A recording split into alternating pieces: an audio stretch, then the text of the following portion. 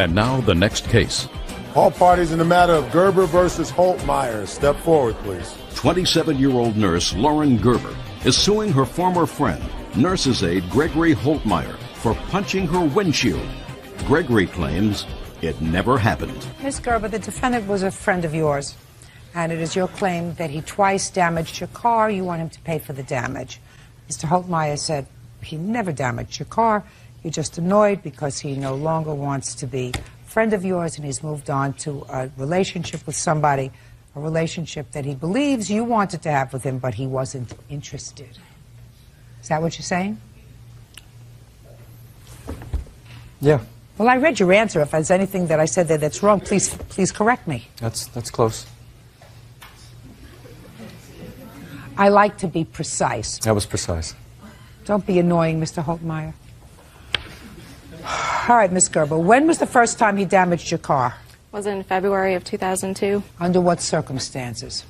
He was pulling my vehicle out of the driveway, which was next to my house, and he got a little too close to the house, and it hit the driver's side mirror, which shattered and also scraped the left fender. And you were in the car at the time? I was in the passenger seat. When was the second time he damaged your car? September of 2003. Tell me about that. We had been at my apartment watching a Cowboys-Giants game, and on the way home, punched the inside of the windshield with his fist, which he wears a Dallas ring on, and that's what hit the glass and shattered. Who was driving? I was driving. And what did he say at that time? That was September of 2003. That he was sorry and go get an estimate. He'd pay whatever the estimate was for it. Between February 2002 and September of 2003, did you let him drive your car? On occasion. How come you stopped being friends? In October, we had made plans for him to move in with me. His mother had to move to St. Louis, and he had nowhere to stay. The day before he was scheduled to move in, I hadn't heard from him. The day of, I still hadn't heard from him. I went to the house, and it was completely empty. Everything was gone, and that's the last time I'd heard from him. What made you decide to pursue the 2-year-old broken mirror on your car? Because in October, he was still saying once he was waiting on an insurance settlement from an accident last March when he got run over by a truck. Did you fix this mirror on your car? The mirror I did fix. It was undrivable with it broken. And how much did it cost to fix the mirror? It was $140. And how much is the windshield? $242.30. I have pictures of that. I'd like to see it.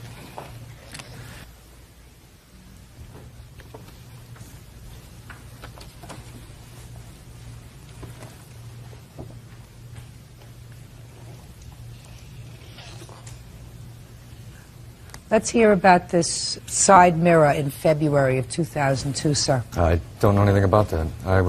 When I had come home from Indiana, I did call her, and I would go over to her house, and we would sometimes drink and watch TV or hang out on the porch and just talk about, at that time she was seeing Lance, a boyfriend of hers.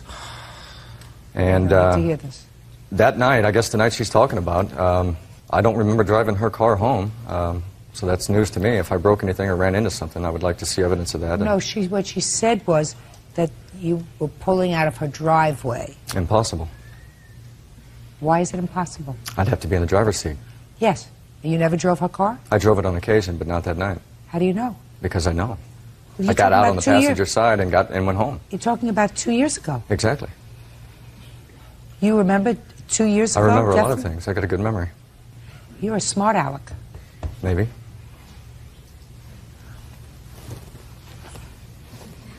I know if I was driving the car, I wasn't driving the car. I got out of the passenger side and went into my house. Do you see my mouth moving? When my mouth moves, yours doesn't. What do you do for a living? Certified nursing aide. Okay. Do you take care of elderly people? Yes, I do. Are you supposed to be kind and understanding when I am. you take care of elderly people? Yes. And respectful? Yes. This is my space. Let's remember that. Have I said anything that was disrespectful to you so far? Okay. Have I said anything that was wise-alecky to you? No. Do you think you have said things that are disrespectful to me? Probably. Is there any particular reason for that, Mr. Holtmeyer? Just nervous. Well, sometimes when people are nervous, their palms sweat and they become quiet. So you mean when you're nervous, you become nasty? Is that what you're telling me? I guess. Clearly. When you're nervous, you become nasty. I would certainly hope that your employers will be watching this case so that they can ascertain what happens to you when you become under stress. February of 2002 is what you're telling me that you remember the night that she's talking about, and you were not driving the car. Nope. And nothing happened that night. Not to my knowledge. I got out of the passenger side and went home that night. The same with the windshield. I got a call 2 days after the fact, and it said I broke her windshield. And I said, I did what? She said, maybe you had too much to drink. Mr. Holtmeyer, I also think that the people who allow you to take care of older people should understand that when you have too much to drink, you don't remember things. And that could be a very dangerous thing when you're taking care of people who are infirm. The people who you work for are now on notice that that's, as far as I'm concerned, a real problem that you have. You owe her $382, sir, and that's $140 for her mirror and $242 from breaking her windshield. Both of those things I find that you did. Thank you very much. Judgment for the plaintiff in the amount of $382. That's all. Parties are excused. You may step out. We've been very good friends for about 7 years. I'd done a lot of things for him, numerous, and just apparently didn't know what kind of a person he was until now. people perceive the wrong things when I first speak, and they assume. I feel that he's dishonest, and that pretty much wraps it up. Uses people. I didn't do it. Sometimes I'm just too nice and I get taken for granted. 22-year-old restaurant manager Pirapon Pontupo is suing fellow motorist, paralegal April Montañez, for assaulting her during an incident of road rage. April claims Pirapon tried to spray her with mace. Come to order. All rise. Yes, case number 365 on the calendar in the matter of Pontupo versus Montañez. Parties have been sworn in, Judge. You may be seated. Folks, have a seat, please. Ms. Pontupo, it is your claim that Ms. Montañez assaulted you during a road rage incident. Yes, ma'am. Ms. Montañez said she never touched you. Tell me where and when this happened. On September 4th, 2004, me and my boyfriend, Michael Cheney, picked up my 16-year-old brother, and we were on our way to lunch. Stop playing with your papers. Yes, ma'am. All right, now tell me what happened with the defendant. I was in the middle lane trying to make a left turn into the shopping center where the restaurant is located on. And then I noticed a truck behind me, a dark blue Ford F-150. Miss Montañez was the driver of the truck, kept honking constantly at me, but I wasn't going to go because I wasn't going to get into a wreck. And then when I finally made the turn, she came really fast right after me, and I thought she was going to hit me. The front of her bumper was like right by my driver's side door, and my window was down at the time, and we exchanged a few profanities. Who said what first? I said, "What the?" And she started screaming all kinds of bad words at me. And then she reached into my car, grabbed me by my hair, and I felt a couple of punches, and I felt as if she was trying to pull me out of my car by my hair. My boyfriend saw that, and he said, "What is your F problem?" And then he got out of the car, ran around my car. Then Miss Montañez saw him coming toward her, so she ran back to her truck. And then my boyfriend then made the 911 call with the tech number, which I have the 911 transcript. May I see it, please?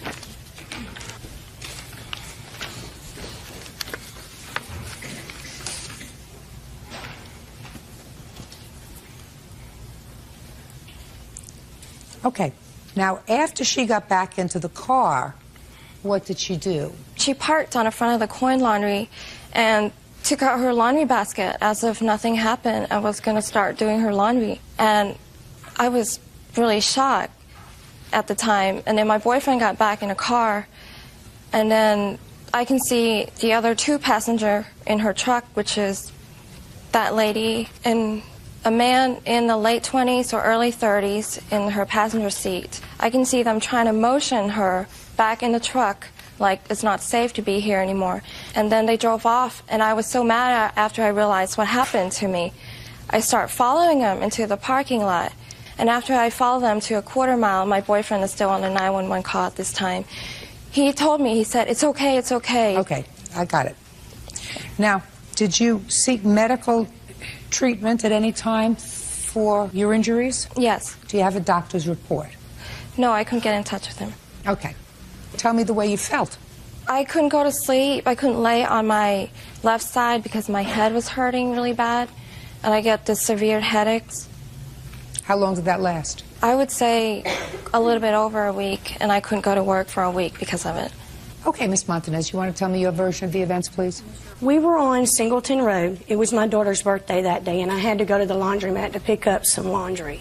And there was a lot of cars going by at the moment when I stopped behind her, and I could see down because my truck is up high, and I could see down, and you could hear their music because it was kind of a warm day, and our windows were down. And I saw her talking to some individual, the passenger in the car, but I figured she just got caught up in her music, like all teenagers, and talking. So I honked my horn. She's not a teenager. Well, she looked like one at the time, but she was having a conversation. I honked my horn to let her know to go. She got mad. She stuck her hand out the window and did a profanity and called me an F and B. So I turned in before her into the shop. Just a second. So what you did is you went around her. Correct. Keep going. I pulled in front of her, and then I made the left turn and parked right in front of the laundromat because there's like an island right there where you can park. I got out of the truck. We started arguing, cursing at each other and everything, and my sister got out of the truck, and I was just like, ugh, I don't have time to deal with this, because I thought they were teenagers. So I turned around and was going to go in the laundromat, didn't even make it in the laundromat, and I heard my sister screaming, April, April, come on. And I turned around. When I turned around, I saw her boyfriend with rings in his nose, and just the way he looked, it scared me like a skinhead, and I'm like, oh my God, let's get in the car. So I jump in the truck. When I'm getting in the truck, she has her mace gun. We have a 14-day-old baby in the truck. It was myself, the baby, and then my sister. She's going through the window and she's doing all like this, but for some oddball reason, the mace had stuck. And my sister's rushing to roll the window up in case she did unstick it. And I said, oh my God, Stephanie, let's go. This is crazy. I can't believe this. I put my truck in reverse, and I backed out, and I went back the same way I come in. She come behind me and was following me, and I was going at a fast-paced speed to get away from her because it scared me. When did you call the police? I didn't call the police. Right. You're telling me that someone tried to mace you in your car with a little tiny baby in the car, following you, a lunatic, and you never called the police? Well, Your Honor, the reason why I didn't call the police is because I saw her boyfriend. When I was coming back to my truck, he was talking to the 911 officer. Now, why and he said, write her tag number down. Why would you think they would call 911, and at the time they called the police, this is what they reported. They didn't know the person, got mad when they were making a turn into PL. She started screaming, went around, got out, and hit the female in the face and pulled her hair while screaming at the female. He didn't say they're having a screaming match. Didn't say anybody took out mace. Said, my girlfriend got punched in the face and got her hair pulled, and we don't know who this person is.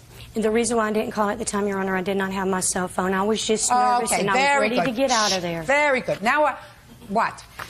I have a police report from this incident, and she told a totally different story. Can I see the police report, please? To the police. It's a totally different story. You want to speak? You want to be very careful about what you say. You're the sister, right? Mm-hmm. You're the reason that they didn't follow up and press charges because you confirmed her story. Is that right? Mm-hmm. I want to tell you something. I'm smarter than the police. So you want to risk it? Get up. We understand each other? That requires an answer, yes or no? Yes. Do you understand me? Yes, ma'am. Do you choose to stand up and testify, or would you like to remain in your seat? I like to testify.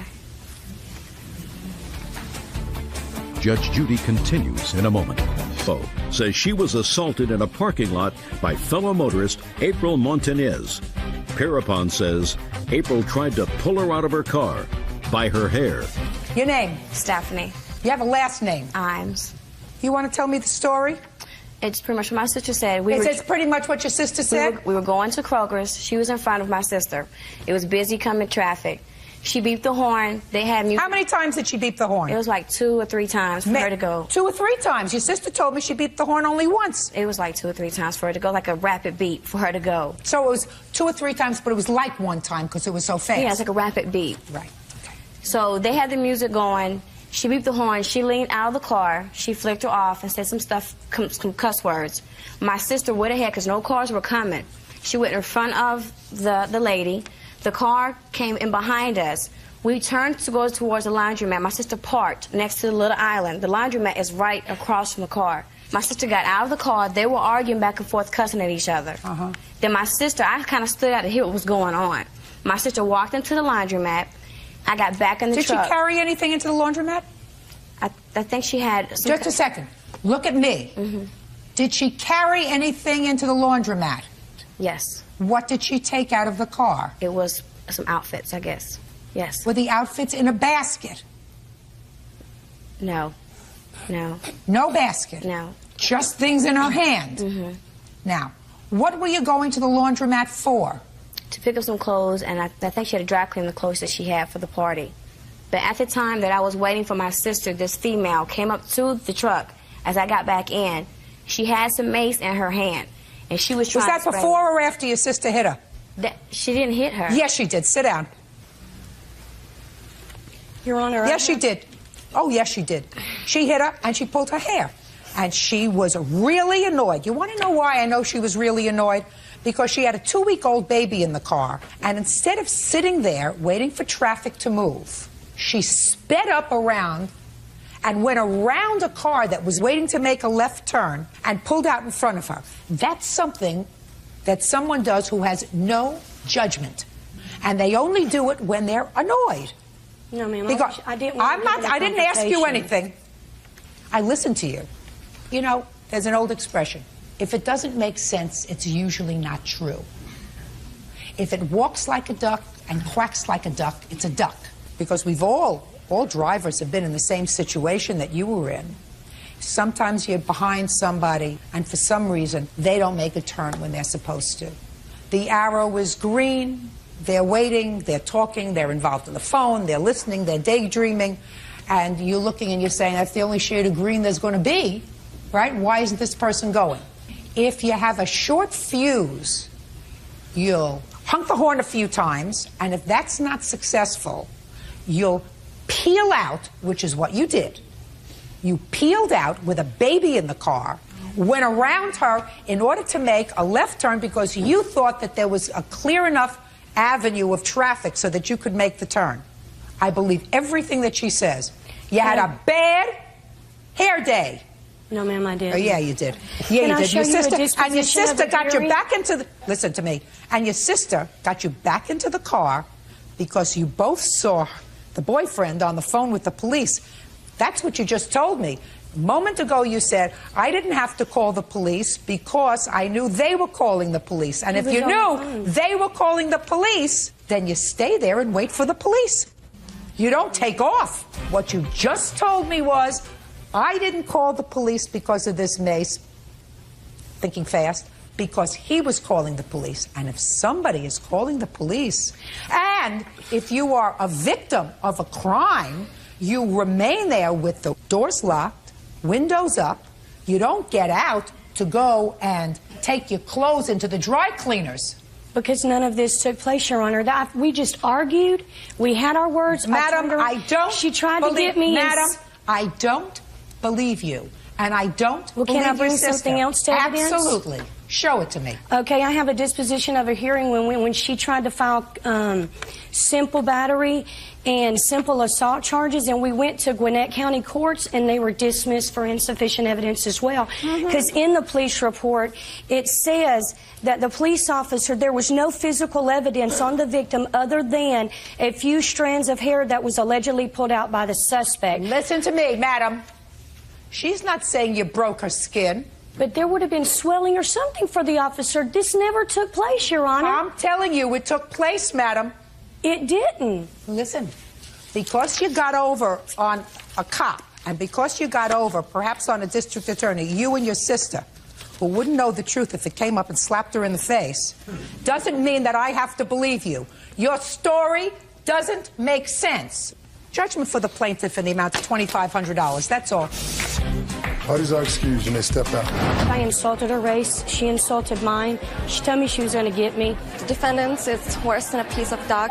If you would have saw her boyfriend, like 6 foot tall, earrings, a dragon tattoo on his neck. He's 6'2", but he also weighed as much as she does, which is they both weighed 185 pounds. I was just in a rush to get out of there because in Atlanta, people have been shot by road rage. It just says she's a lying. Provider clerk Lisa Gaviola is suing her former friend, drug and alcohol counselor Rhonda Turner, for damages to a rental car. Rhonda says the car was stolen, so she's not responsible. Right. Yeah, this is case number 362 on the calendar, the matter of Gaviola versus Turner. Parties have been sworn in. You may be seated. Have a seat. Ms. Gaviola, the defendant was a friend of yours? Yes. And the two of you decided to go on a road trip for something, for business? Was it? We were invited to a music festival in Hollywood. And where were you coming from? Sacramento. You rented a car. And when you got to Hollywood, you loaned the defendant the car. Correct. It is your claim that she wrecked the car and you are being held responsible by the rental car company. Mm-hmm. Ms. Turner says she did not wreck the car. She was using the car was stolen, and somebody else wrecked it. So it's not her responsibility. That's your defense. Yes.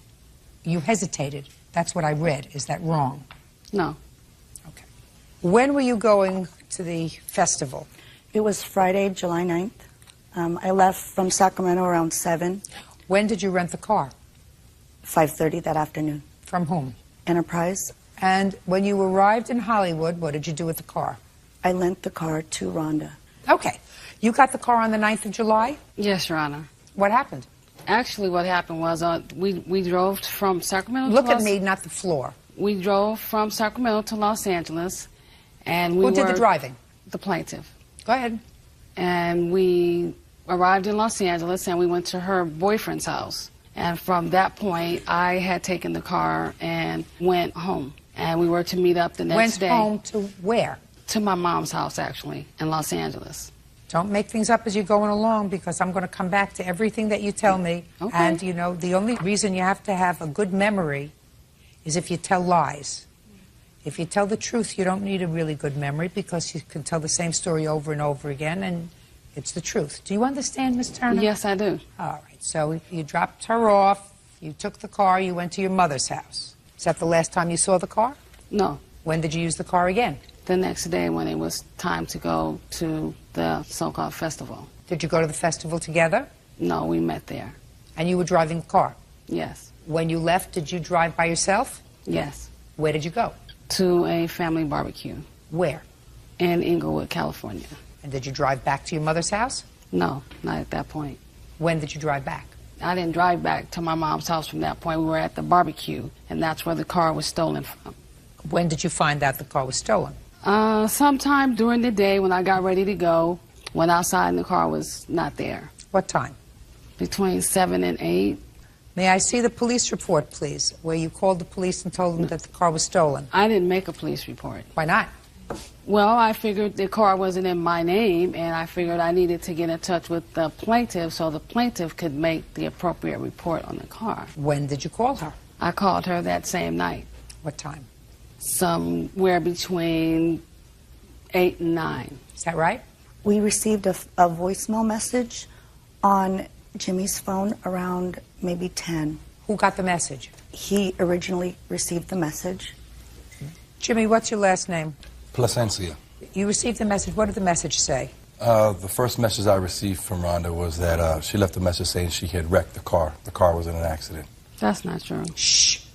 That's the first message. Correct. And the second message? We had communicated several times during that evening. I called her back and she left a voicemail. And did you speak to her when you called back? Yes, I did. What did you say to her, and what did she say to you? I asked her about the vehicle and what had happened, and she had told me that she had gotten into a car accident, and I asked her about the accident. She said that she had hit somebody, and I asked her, did she exchange information, and there was no information exchanged. And then the story changed? And then the story had changed, and then she had tried to talk me or talk us into reporting the car that Lisa was originally the driver. She did not want to take responsibility for the accident. And when I started explaining to her that that would not be appropriate, then her story changed. She didn't want to talk, and we hung up, and then we tried to reach her again, and were not able to get in touch with her. That isn't true. I called them several times during the night. They did not return my phone calls. Ms. Turner? Yes. I read your answer very carefully, and you say that the car was stolen. My friends and family searched the neighborhood for the car, and finally a friend called and said that they had found the car, but it was wrecked. Where's the friend? They're not here. What's the friend's name? Adrian. So Adrian found the car wrecked, came back and told you that. Is that what you're telling me? Adrian didn't find the car herself. Her boyfriend found the car. Yes. I got the call initially from her stating what had happened. That was the next day. So it's different from what you wrote in your answer. No, my answer says that we looked for the car after we found out the car was stolen. No, you finally a friend called and said they had found the car and it was wrecked. That was the next day. All right. How much is Enterprise charging you for the car? $3,780.96. You have a contract with Enterprise? Yes. Can I see it, please?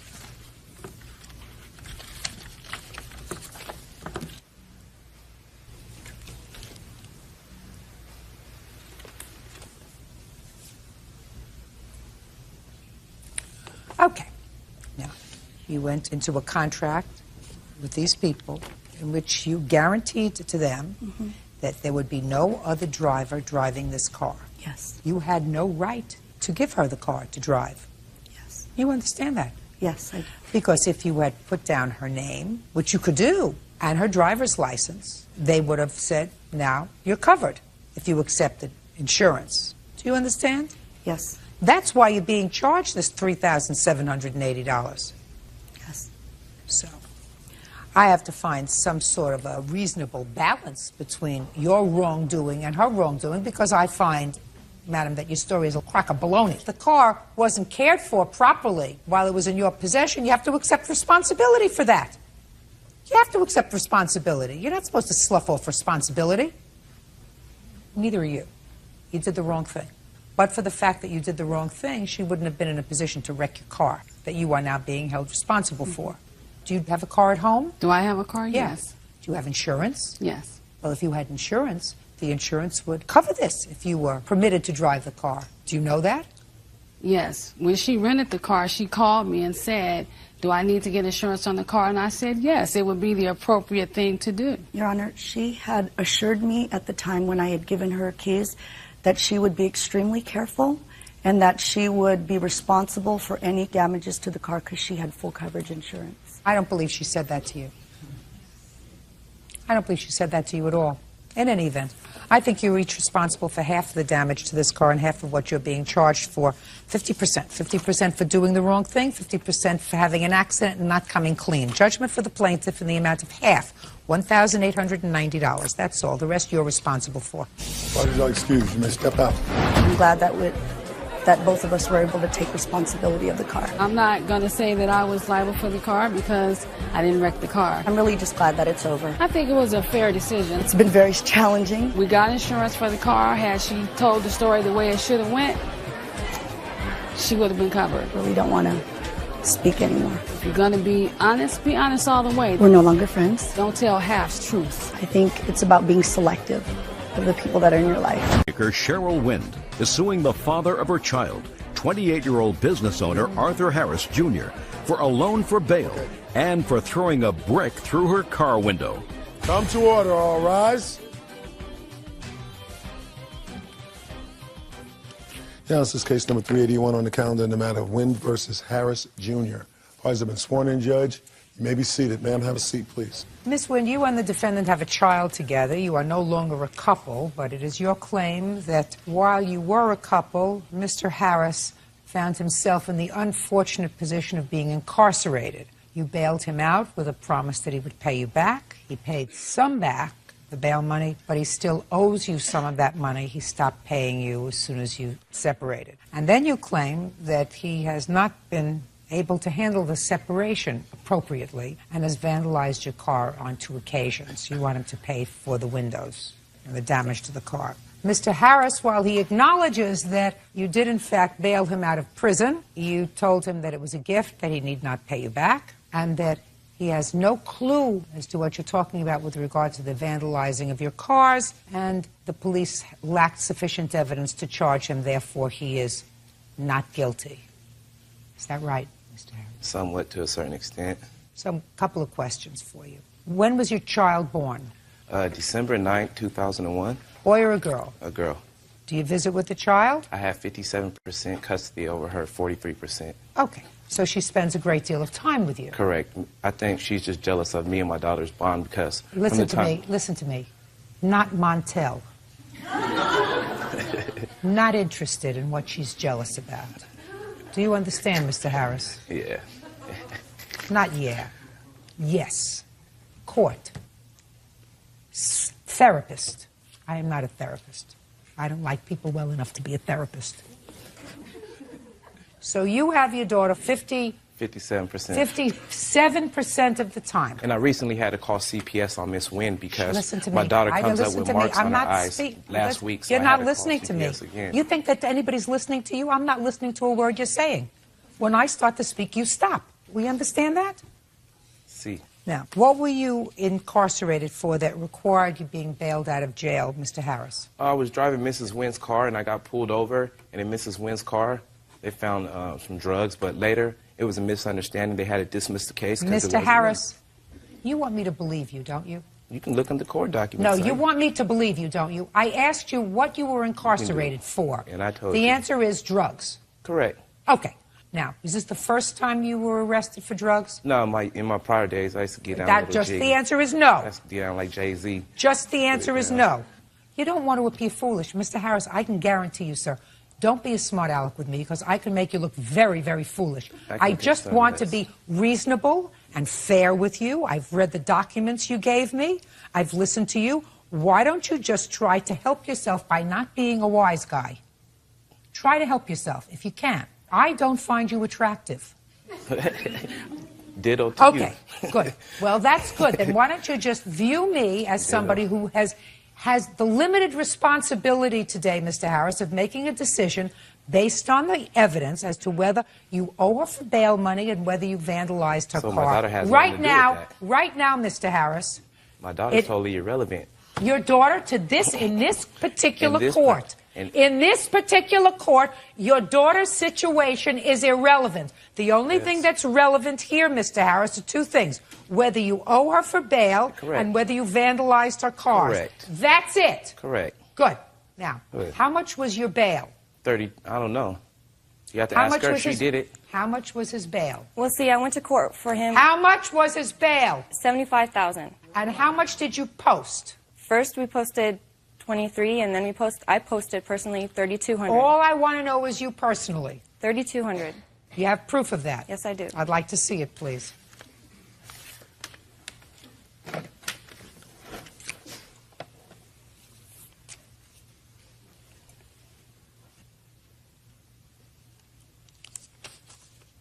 Now tell me how it came about that you posted this bail back in December of 2002. In December of 2002, he had to go back to court for a bail hearing where they brought it back up because they had reduced it to like $3,500. They brought it back up to $75,000, excuse me. And I wasn't there. But his lawyer called me at home and told me that the bail was raised and that he was incarcerated again and that I would have to be the one to get him out. Do you recall what the charge was in December of 2002? It was because of his priors, that they had overlooked that when the first time he went to court for the bail reduction hearing. So they overlooked that, so they brought it back in the court in December, and that was around the holidays, and my daughter was around 1 then. So I bailed him out with my credit card. His lawyer even picked me up from my house and brought me to the bail bondsman where I used my credit card and bailed him out. And then he brought me to the car that he was driving that day when he went to court, and I took the car home and everything. Okay. Now, you see, Mr. Harris, one of the things that I have to determine when I finish this bail portion of the case is whether or not you have a violent nature, whether you can control yourself, or whether there is truth to the allegation that you vandalized her car. Right now, what you're doing is suggesting to me that you lack the capacity to control yourself. So far, I don't hear, madam, that you made an arrangement with Mr. Harris for this bail to be a loan. Okay, I have even though it was always understood that he was going to pay me back. It may have been understood. Understood isn't a contract. Okay, yeah. Understood means that you understood it. But when his lawyer called you, his lawyer cannot make a contract with you. His lawyer? Only he can make a contract with you. He did. Well, then let me hear. Here's a tape record. I recorded one of our conversations. Where's the money you owe me? Where's the money you owe me for your bail bond? I'm gonna pretty much need it because you're gonna throw me in jail. I might as well keep it, right? You know what? You told me you would pay me for your stinking bail bond. Cheryl, I know you for a fact, and that's not you. You know what? You told me you would pay me back. I will pay you back, and I told you that. I'm not gonna pay for your bail bond. I'm never gonna pay for your again. I paid for your for 2 years. I didn't say that. Did I say that, baby? Listen to me. No. Is there anything else there about the bail? Okay. How much did he pay you back? He's paid me about $700 since. How has he paid it? In check, cash? Yeah, usually he'll give me like a money order. He would give me Show money me. once in a while. Show me. Like money orders? He would keep the receipts. How much money did you give her back? She I says never, $700. I never gave her no money for bail because I never had a control over her bailing me out. I never asked her to bail me out. So that your statement is, Mr. Harris, that you never gave her any money back. She says you gave her $700 No, back. I never gave her no money for that. You're correct. She told me it was a gift for being a great father. Just and I answer can my do nothing question, about Mr. that. Harris. Don't you understand? My mouth is moving again. So what you're saying is you gave her back no money towards the $3,200 in bail. Is that what you're saying? Yes. Good. Good. Then you owe her $3,200 because that's what you said. That's what you said on the tape, that you owed her for the bail. Now, let's get to the damage to the car. Your car was damaged on 2 separate occasions. Right. Give me the dates. May 18th and September 1st of 2004. How was the car damaged on May 18th, 2004? I have a picture here to show you. The driver's side mirror was broke off. The windshield was shattered. There was multiple dents in the car, on top of the car by the sunroof, on both doors on the driver's side. Yes. I found a big heart-shaped rock right next to the car. Okay. Now, what proof do you have that Mr. Harris did this damage? Oh, I saw him. We saw him. It was over at, we were at a family friend's house. And after I noticed that it happened, my sister was with me. She saw it, and she ran back into the house. And then they all came outside. And while I was standing there looking at the car, he came by in our Lexus. And he So you didn't see him do it? Yes. So you didn't see him? By. Listen to me. So you didn't see him do it?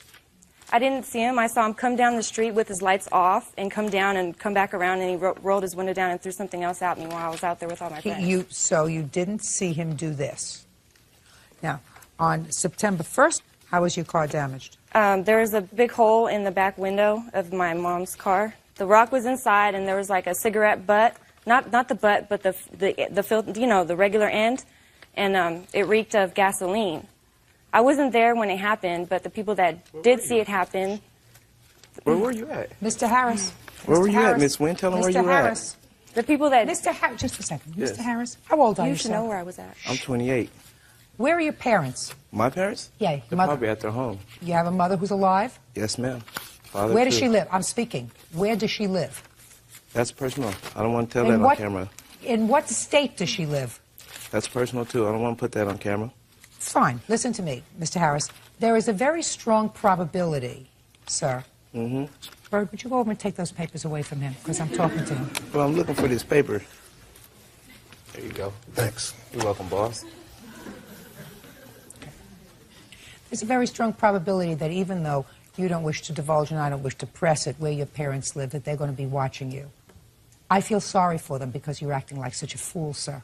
I really do. The only thing that I can say in your favor is I've read the report, and the report seems to indicate that you're trying to be a good father to your daughter, which suggests to me that at least part of you is a salvageable human being. But you are such a wise guy, and you're so used to getting over, and you're so used to acting like a fool that you can't even control yourself in court, which is probably one of the reasons why you're in court and in trouble so often. Judge Judy continues in a moment. And later today, he claims ex-boyfriend Arthur Harris Jr. owes for bail money after he was arrested for the possession of drugs. Cheryl also claims Arthur vandalized her car on 2 separate occasions. I don't have to, Ms. Wynn, go into the 2 incidents with the car. There is probably very little issue that he was responsible for the damage to your car. But you are suing him, and the total amount that you are suing him for is $3,100. Now, you claim the bail was $3,200, which is supported by the evidence, but you say that he paid you back $700. Mr. Harris, because he's such a wise guy, has sworn under oath that he paid you back nothing.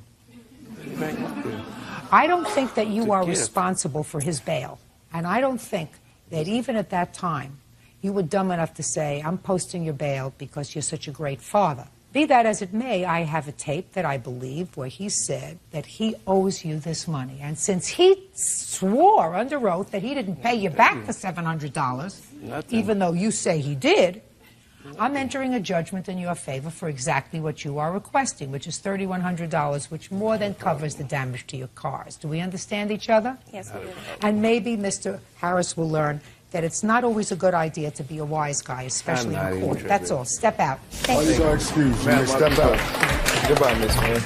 She's mad because for 2 years, I took her money. I took all of her money for 2 years and bought 3 homes with it. I'm family, take care of the baby, take care of the house, go to school, make money. Then when I got tired of her, I dumped her on her butt. And then he just does whatever he wants. I'm in jail. I can't make her call me. He can't even talk to me like a real person. He has to always talk down on me. So if she wants to bail me out, she's just doing her job. She's what she's trained to do. That's why he's having such a hard time letting me go. She's really crazy, so it ain't nothing. I pray to God that he grows up for the sake of our child. Former service rep Cindy Blankenship is suing her ex-boyfriend, contractor Robert DiFrancesco, for rent and for trying to strangle her. Cindy claims the assault took place at the end of their month-long drug binge. This is case number 374 on the calendar in the matter of Blankenship versus DiFrancesco. Has been sworn in, Judge. You may be seated. Ms. Blankenship, according to what I read, you and the defendant met at a bar, and he came home with you the same evening and stayed for a while. And according to your complaint, you had an agreement with him that he was going to pay you rent. Yes, Your Honor. And he stayed with you, I don't know, 3-4 weeks. He didn't pay any rent. And then you got into some sort of an altercation with him and claimed that he assaulted you. Yes. Mr. DiFrancesco says there was never an agreement to pay you rent, that he spent 5 months in jail because you made false charges of assault against him. He was ultimately released, and you want a certain amount of money for rent and $1,500 for this alleged assault. Yes, Your Honor, I do. Okay. On what day did you meet Mr. DiFrancesco? It was the beginning of May. In the evening? Yes. And you met him for the first time? Yes, I did. And he came home with you?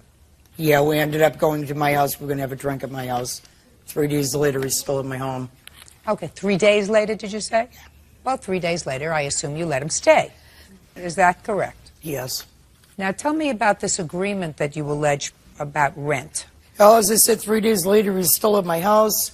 He informed me that he didn't have any place to go. He had just gotten out of jail, which I wish I had known that, or else if I had, I wouldn't have let him come to my home. Told me he had nowhere to go, and we had both decided, let's try a fast, instant relationship, see what happens. Told him he wasn't going to live with me for nothing. He said he was a hard worker. He had no problem paying me $125 a week. The 30 days that he was with me, he worked maybe 2 days. All of his money went on cocaine. So that's what basically he felt that he was going to be doing at my house. And towards the end of it, I said I had enough. Now, towards the end of it, I had enough is what I want to hear about, the night of this alleged assault. I'd like you to tell me in your own words what happened, Miss Blankenship. We had been drinking at my house that day. You do a lot of drinking? Yeah, we had been out. And he does a lot of drinking? Yeah. Do you also do drugs, or you just drink? I didn't skip back into drugs until I hooked up with Bobby. So then the answer is for the 30 days that you were together in your house, you were both drinking and doing drugs? Yes. And I assume he was purchasing the drugs? No, I was. He didn't have any money. Okay, so you were purchasing the drugs and giving it to him? Basically, we were doing them together. No. If you bought them and gave them to him. Is that what you're telling me? Oh. So tell me about the last night that you were together, the night of this alleged assault. We had been out at one of the local bars drinking. We got I believe it was a 12-pack, went back to my house. When that was all done, we went back out drinking. I suggested that we get something to eat. I was going to get Chinese food. He said, fine, went home. I was getting the food ready, putting it on plates and everything. I turned around. Bobby's leaning up against the counter with his pants down to the floor, offering me something other to eat than the Chinese food. And?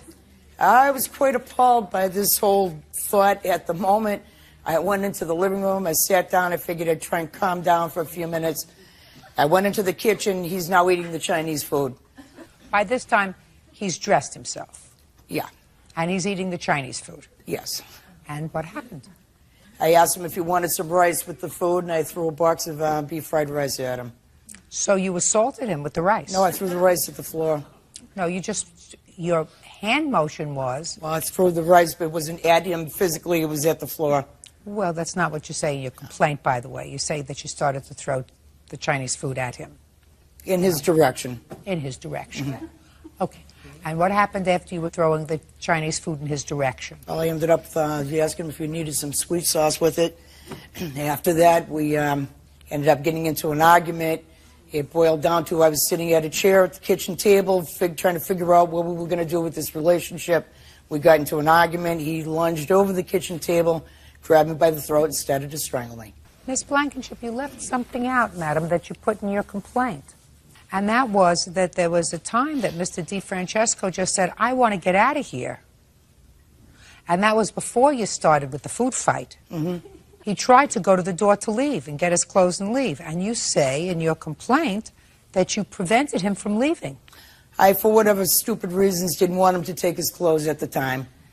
I felt that he owed me money for being there, and I figured that we'd straighten it out at some other time. So you blocked the door? I blocked the door. And it was after you blocked the door that he lunged at you? Shortly after that. Now, you called the police and had him arrested. When I could get to a phone, I called the police. He ripped the phones out of the wall. Now, when did you finally get to the police? After I got his hands off my throat. Okay. So he took his hands off your throat, you called the police, and I assume you let him leave at that point. I didn't let him leave. He went running out the door. This is after he pulled the alarm system out of the wall. I tried calling 911 from 2 telephones. He kept pulling the phones out of my hand, pressing the off At button. that point, I assume, Miss Blankenship, that you were ready to let him leave. Yeah. Now, what hospital did you go to? I didn't. So if you didn't go to a hospital, I assume you weren't injured.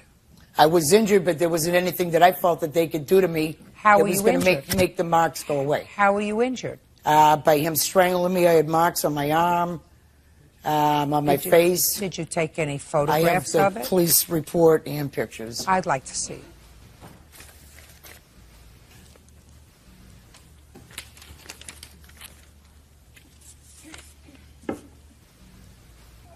Plus, I didn't go right to the hospital, or I didn't go to the hospital because the police wanted me to go to the police station. I was down there for about 3-4 hours. I noticed that in your statement to the police, you didn't tell the police that Mr. DeFrancesco wanted to leave, or that the mess that they observed in the kitchen of the Chinese food all over the place was the result of you throwing it all over the place. How come you didn't tell them that? Oh, I don't recall whether I did or didn't. You didn't. Trust me, you didn't. Well, regardless of that, he has no right to try to strangle me. You had no right to try to keep him in the house. Oh, I didn't physically block his entrance from That's leaving. what you the said. door That's was right there. That's exactly what you said. I stopped him from getting his clothing, not from walking out the door. No, that's not what you said, madam. You said, when I returned, I was still so angry that I started to throw food at him. He was going to get his stuff and leave, but I was too angry to let him leave with his clothes. I blocked the door. I blocked the door from him getting his clothes in the bedroom. So why didn't you let him get his clothes? You were both too drunk. Judge Judy continues in a moment. Cindy Blankenship says ex-boyfriend Robert DeFrancesco owes for strangling her. Robert says Cindy threw Chinese food at him. Madam, he'd been drinking, according to you, for days.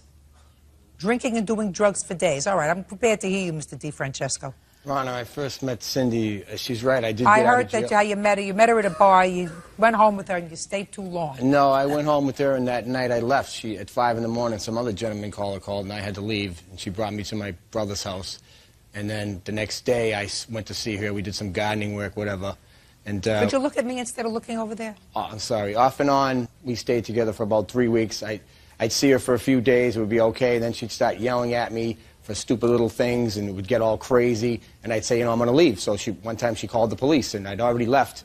So he was trying to run my household. Could you look at me when you're speaking, sir? Yeah, I'm sorry, Your Honor. When the cops came, they just came because she just wanted me to leave, and I'd already left. So I told her, I said, I'm on probation and stuff like that. I can't have any problems with the police, so I don't think this is going to work out. So to make a long story short, we'd gone back and forth. You're still looking over there. Back and forth, and then another time the police came to get me. The same thing. I just left. I had my bag of clothes. It was raining out. I left. You shouldn't be drinking with her, sir. But the problem is you're two drunks living together. Well, Your Honor, the day in question of the day that I got arrested, I was working all day. I was working all day. She was at the bar. She was supposed to be going to get her motorcycle license or whatever, but it got done early. She came home. So then I got upset with her. I'd already told her a few times, if this continues, we're not going to stay together. I can't handle this. You're too abusive. She assaulted me. Your Honor, she assaulted me on other occasions, you know what I mean, and stuff like that. I don't hit women. She was hitting me. Mr. DeFrancesco, how come you spent 5 months in jail? Were you on probation or parole? I was on probation, but I was charged with assault with intent to murder, and intimidating a witness. Okay. That's what I was charged with. Okay. And those charges were ultimately tossed. They were dropped because she pled the fifth, because she didn't want to perjure herself. Well, for whatever reason. They should have been dropped a long time ago. What had you just been released from jail for? Assault and battery, malicious damage. I got into a big fight at a bar. I did like 2 years. Mr. DeFrancesco, may I suggest to you, sir, that you are not a good drunk? Do you understand? You're not a good drunk. And if you're going to continue to drink, I wouldn't take up with somebody who is also a bad drunk. Do you understand? Yes, Your Honor. All right. How old are you, sir? I'm 42 years old. You look every day of it, Mr. DeFrancesco. You're getting old before your time, sir. Well, Your Honor, I did try to leave. That's why I feel it's bogus. Mr. Blankenship, you don't have a case. He didn't try to murder you. You were two drunks. If he didn't try to murder me, Your Honor, why did they charge him with attempted murder from the marks all over me? Listen to why me. did I call 911? I'm telling you why you called 911, because he finally got fed up with you, and he probably did try to choke you. That's why. That's not attempted murder, just like you throwing Chinese food at him is not assault. You want to drink and do drugs with somebody who also drinks and does drugs? That's what happens. What are you bothering me for? Goodbye. Parties are excused. You may step out. I tried to get out of the relationship, and it just ended up being violent. It's obviously started a different way from him dropping his drawers to the floor and so on, making any type of sexual advances that he wanted to happen. So, it's insane. Those are personal issues. That's stuff that normal people do, It's just that it just got carried away. Him and I being together, drinking, not knowing what kind of relationship we were going to get into.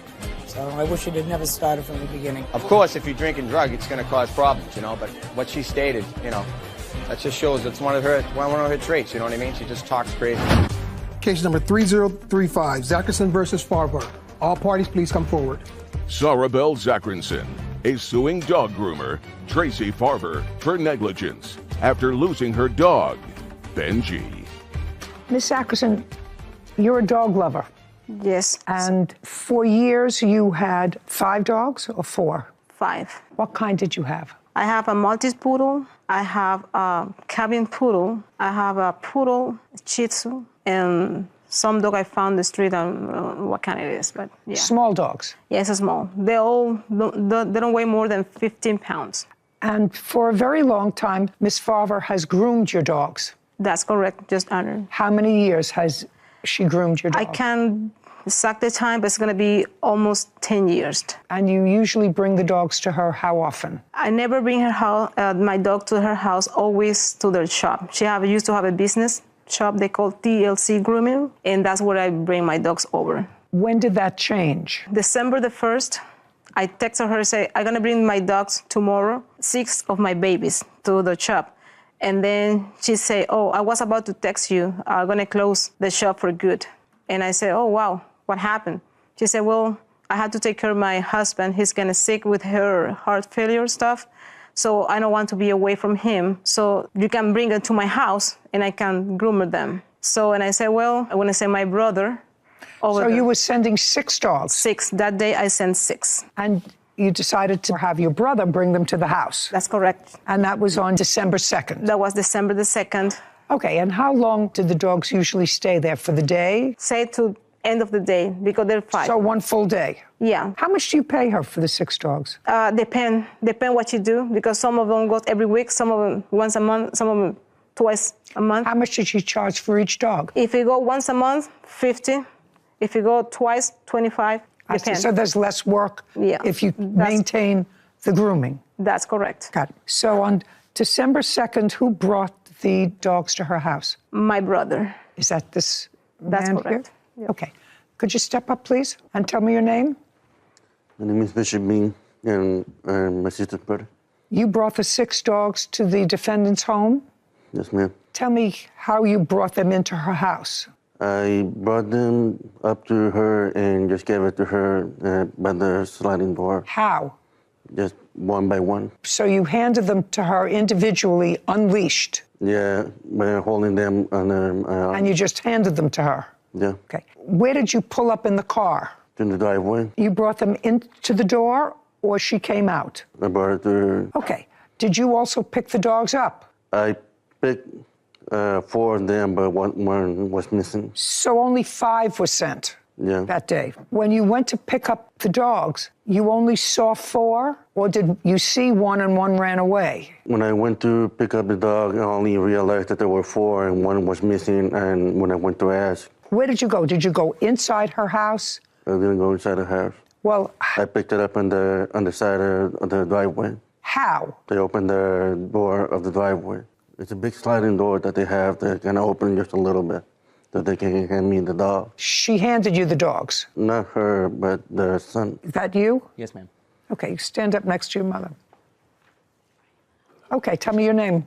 Nicholas? Nicholas, when the plaintiff's brother came to pick up the dogs, Yes, ma'am. how many dogs did you give him? I gave him 4 and asked my coworker to bring out the other one. You help your mother with grooming? Not with grooming, but in the mornings I go to a park, pick up dogs that we had scheduled, and then bring them back. Later in the evening, I take them back to the park. Okay, so you asked a coworker to go get the 5th dog, which was where? In a cage? That's what we believed, yes. What do you mean that's what you believe? You say that you were forced to drain the pool because they thought that maybe the dog fell into the pool. I don't care. I don't care if you have to drain your whole house. Sarah Bell Zachrinson claims dog groomer Tracy Farver lost her dog Benji while in her care. Tracy is countersuing for the cost of draining her pool. Okay, so you only turned over 4 dogs Yes, ma'am. to the plaintiff, Yes, ma'am. plaintiff's brother, and you don't know what happened to the 5th dog, No, ma'am. personally, Personally, no. and you never saw the 5th dog on the 2nd. No, ma'am. Okay. Do you know what happened to the 5th dog? Yes, ma'am. The 5th dog was released to him. He had dogs in the vehicle and came back to ask me. Just a second. Were you there? Well, I was in the salon after the dogs had already been given to him. Your son only gave him 4 dogs. But he was not the only one involved in giving the dogs back. Then you should have brought that person because you weren't there. You should have brought that person because you weren't there. Should have. Well, your son says he only turned over 4 dogs. He asked his colleague to bring out the other one. The other one wasn't there. Am I getting that right, sir? Yes, ma'am. Okay. Well, so just don't talk to him. He's talking to me. You can have a seat now. Okay. So, Ms. Farver, bottom line is, you can sit down now. Thank you, ma'am. The plaintiff's brother, at her direction, brought you 5 dogs. Only 4 were returned to her, so 1 was missing in action on your watch. 1 dog. That's clear. Now, she's suing for the negligence. She doesn't know what happened to that dog. You have a counterclaim that's sort of ridiculous. Well, I have proof that she says that she lost her dog there. Just a second. He misunderstood. Just a second. And when he counted, he said that Benji ran out with them, but he said that Benji runs away all the time. Let me explain something. Let me explain something to you.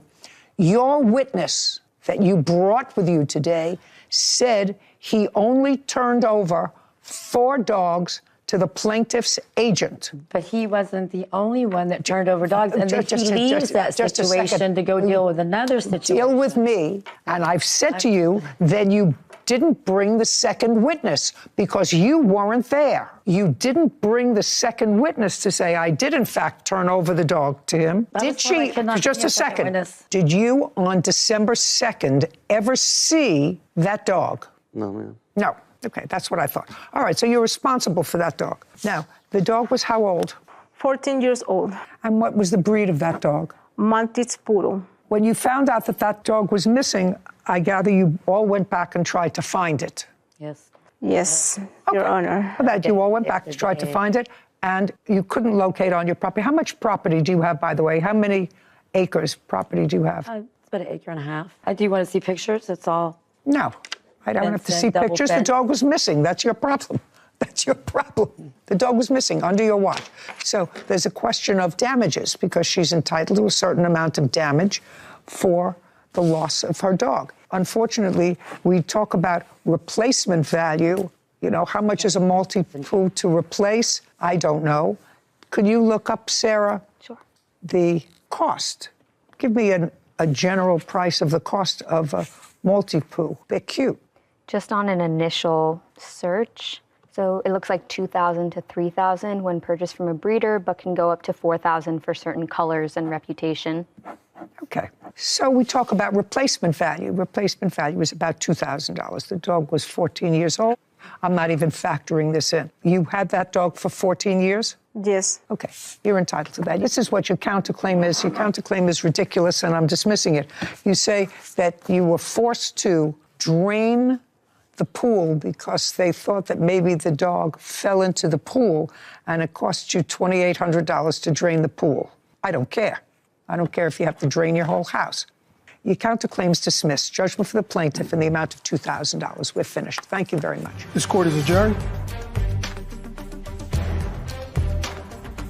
Well, I mean, I'm happy for Sarah Bell. You know that she feels like her grief was compensated. When she lost my dog, she never told me. You know, he was a known runaway and didn't have any identification and was